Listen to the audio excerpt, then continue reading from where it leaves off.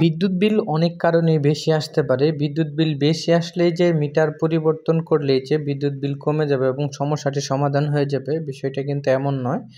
যারা বিদ্যুৎ বিল ১-২ মাস বিদ্যুৎ বিল বেশি আসলেই পরবর্তী মাসে মিটার পরিবর্তন করার জন্য ঝাঁপিয়ে পড়েন এবং মিটার পরিবর্তন করে ফেলেন, এটা কিন্তু ঠিক নয়।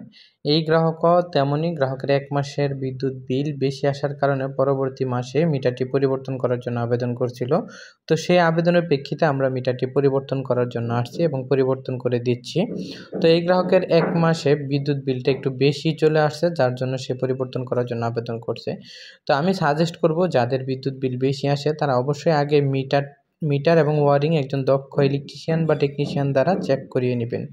তো মিটার পরিবর্তন করার জন্য আমরা ফেজ এবং নিউট্রাল সব খুলে নিলাম। ফেজ খুলে ফেজের মাথায় কলমের ক্যাপ পরিয়ে অস্থায়ীভাবে বিদ্যুৎটা নিরাপদ করলাম, যেহেতু আমরা চালু লাইনে মিটারগুলো চেঞ্জ করতেছি।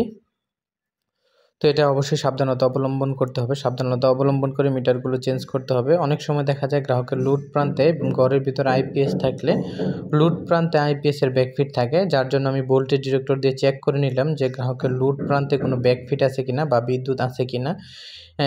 এটা অবশ্যই সবাই চেক করে নেবেন, কারণ চেক করে নিয়ে কাজ করা উত্তম। অনেক সময় দেখা যায় অসাবধানতাবশত লুট প্রান্তে হাত লেগে যায় বা হাত দিয়ে আমরা নাট টাইট দিয়ে থাকি, সেই ক্ষেত্রে হয়তো বা দুর্ঘটনার শিকার হতে পারে।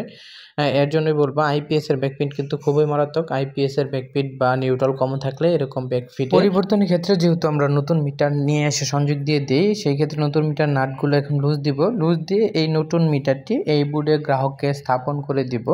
তো আমরা পূর্বে যে মিটারটি গ্রাহককে রিমুভ করলাম, অর্থাৎ পরিবর্তন করার জন্য পুরাতন যে মিটারটি ছিল যেটি খুললাম, ওই মিটারে কোনো সমস্যা পাই নাই। মিটারে যদি কোনো সমস্যা থাকে, যেরকম অটো পালস, ডিসপ্লে সাদা, এরকম জনিত সমস্যা থাকলে যেরকম বিদ্যুৎ বিল বেশি আসতে পারে, তো ওরকম কোনো সমস্যা পাই নাই। যদি মিটারে অটো পালস দিত তাহলে আমরা মিটারটা খোলার পরও মিটারে পালস দিত। তো যেহেতু আমরা মিটারটি খুলছি, খোলার পরও মিটারে এরকম পালস দেয় নাই, তাহলে মিটারটি ভালো ছিল। তো ওই মিটারটি পরিবর্তন করার সময় আমরা প্রথমেই লক্ষ্য করছি গ্রাহকের ওয়ারিংয়ে সমস্যা আছে কিনা, কারণ ওয়ারিংয়ে যদি কোনো সমস্যা থাকে সেই ক্ষেত্রে বিদ্যুৎ বিল বেশি আসতে পারে।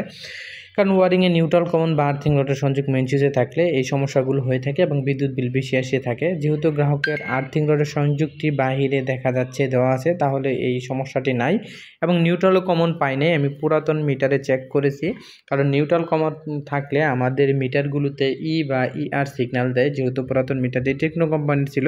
তো নতুন এই মিটারটা স্থাপন করতেছি, এই মিটারটাও আমি চেক করে দিব এই মিটারেও কোনো সমস্যা আছে কিনা, বা ওয়ারিংয়ের সমস্যা থাকলে এই মিটারেও কিছু সিগন্যাল বা ইন্ডিকেটার দেয়। তো বলতে আমাদের মিটারটি সংযোগ করা শেষ পর্যায়ে। এখন আমরা আগে ফেজ সংযোগ দিয়ে পরবর্তীতে নিউট্রাল সংযোগ দিয়েছি। হয়তোবা নিয়ম হলো আগে নিউট্রাল সংযোগ পরবর্তীতে ফেজ সংযোগ দেওয়া আমাদের কাজের সুবিধার্থে, এবং আমাদের নিউট্রালটা যেহেতু খোলা থাকে সেই ক্ষেত্রে ফেজটা পরবর্তীতে সংযোগ দিলে নিউট্রালে বাড়ি খাওয়ার সম্ভাবনা থাকে। তো কাজের সুবিধার্থে আমরা নিউট্রালটা পরে সংযোগ দিয়েই আমরা এভাবে কাজ করে থাকি সাধারণত। তো আমাদের নতুন মিটারটা সংযোগ দেওয়া শেষ। এখন টার্মিনাল কভারটা এখন নাটগুলো টাইট দিয়ে দিলেই মিটারটা সংযোগ স্থাপন হয়ে যাবে। একটা সিল করে দিব, তাহলে কাজ সম্পূর্ণ হয়ে যাবে। তো এই ফাঁকে আমি মিটারটা চেক করছি এবং মিটারটা দেখেছি মিটারে কোনো সমস্যা বা ওয়ারিংয়ে কোনো সমস্যা নাই। কারণ এই ওয়ারিংয়ে সমস্যা থাকলে এইটা যেহেতু পাশা কোম্পানির মিটার, পাশা কোম্পানির মিটারগুলোতে ত্রিভুজাকৃতির চিহ্ন বা রিভার্স অপশনে বাতি জ্বলে থাকে। তো এই সমস্যাগুলো পাই নেই, তার মানে গ্রাহকের ওয়ারিংয়ে সমস্যা নেই, মিটারও ভালো আছে। তাহলে গ্রাহক যেহেতু পরিবর্তন করার জন্য আবেদন করছিল, পরিবর্তন করে দিলাম, মিটারে কোনো সমস্যা পাওয়া যায়নি, মিটারটি সম্পূর্ণ ভালো ছিল।